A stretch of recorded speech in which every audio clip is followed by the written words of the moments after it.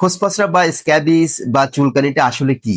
এটি হচ্ছে ত্বকের অত্যন্ত সংক্রামক রোগ, যা সার্কোপ্টেস স্ক্যাবি নামক জীবাণু দ্বারা বা মাইট দ্বারা এটা তৈরি হয়ে থাকে। আমি আমার পরিচয় দিচ্ছি। আমি doctor Mizanur Rahman, medical officer, উপজেলা স্বাস্থ্য কমপ্লেক্স, চাটমোহর, পাবনায় কর্মরত।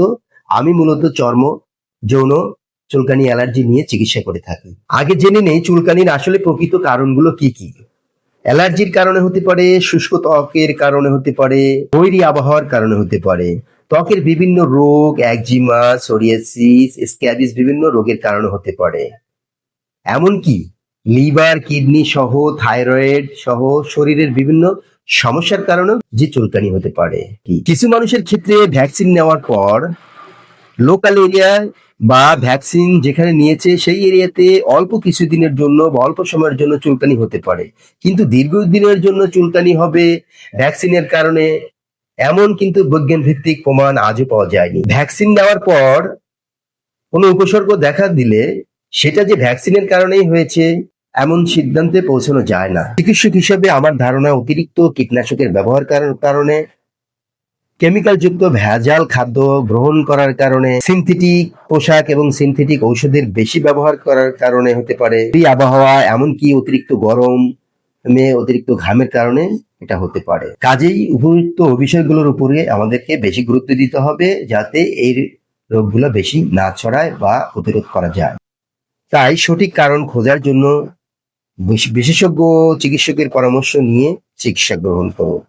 গুজব নয়, প্রমাণ ভিত্তিক তথ্যের উপর বিশ্বাস রাখুন। সমস্যা হলে নিজে নিজে সিদ্ধান্ত না নিয়ে চিকিৎসকের পরামর্শে চিকিৎসা গ্রহণ করুন। অনেকে মনে করেন যার চুলকানি হয়েছে তার চিকিৎসা নিলেই তো হয়, অন্যজনের চিকিৎসা নেওয়ার কি দরকার। কিন্তু বাস্তবে এটি খোসপসরা বা চুলকানি ফিরে আসার, বারবার ফিরে আসার অন্যতম প্রধান কারণ।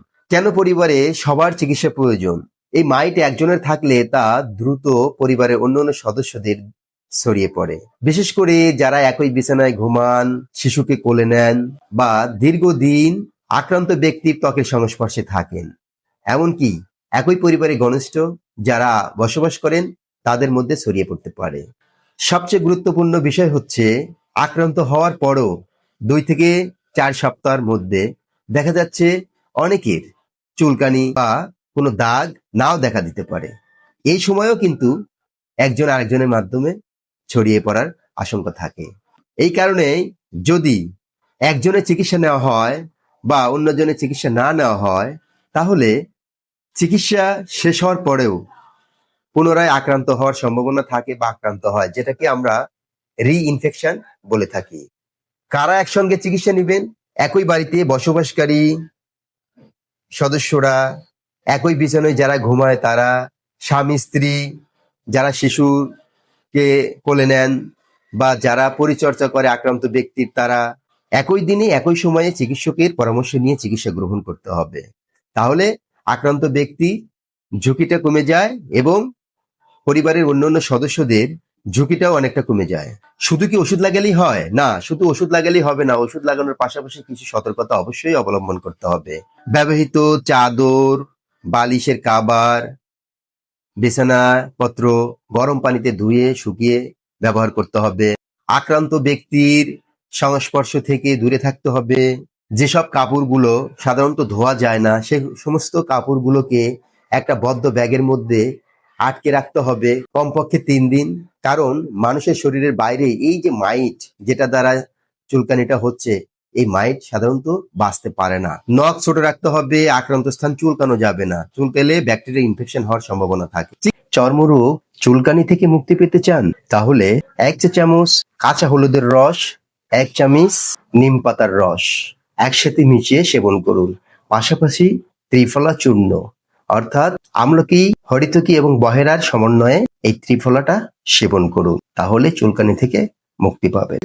আপনারা জানেন যে চিকিৎসা করার পরেও 2 থেকে 4 সপ্তাহ চুলকানিটা আবার ফিরে আসতে পারে, কারণ মৃত মাইট এবং তাদের অবশিষ্ট অংশের বিরুদ্ধে আমাদের শরীরের একটা প্রতিক্রিয়া শো করে, যার কারণে দেখা যাচ্ছে অনেক সময় ফিরে আসে।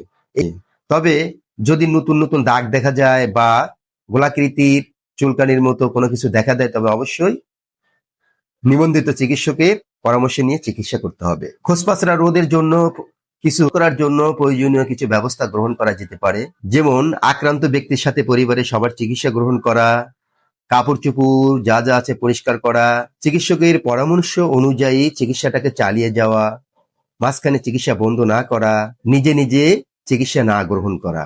তাহলে এর ঝুঁকিটা কমে যাবে, আক্রান্ত ব্যক্তি খুব সহজেই দ্রুত সুস্থ হয়ে যাবে।